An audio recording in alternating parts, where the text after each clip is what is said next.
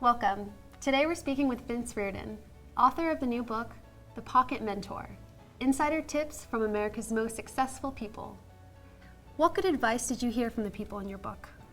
The fourth major piece of advice I heard over and over and over again was be persistent. Don't give up. Even if others give up on you, don't give up. You're just getting started.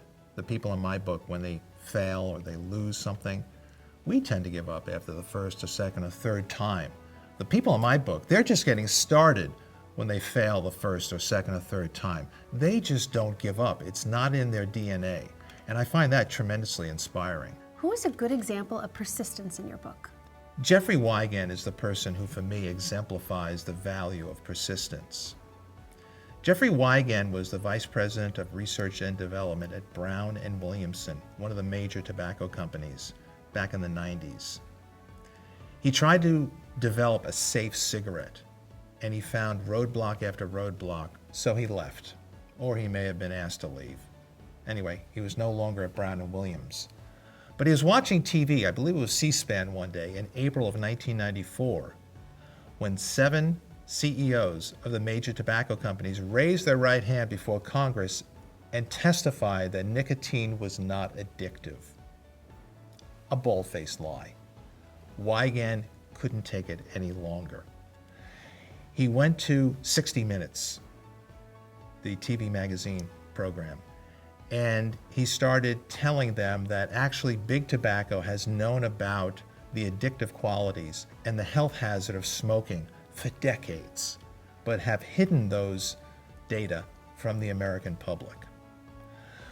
60 Minutes was going to run with the program. Mike Wallace was really excited about airing Jeffrey Wigand's comments to the public when Brown Williamson approached CBS and said, "We are going to sue you for multi-billion dollars if you air this segment."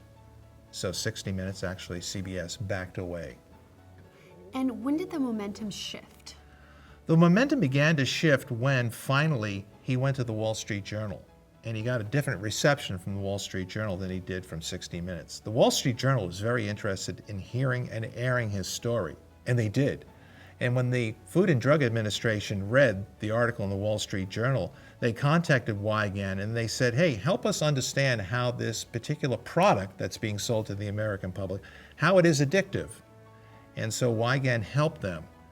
And within a couple of years, the state's attorney generals around the country, as well as plaintiffs' attorneys, sued successfully Big Tobacco and received a settlement, are you sitting down, of $368 billion. Wow.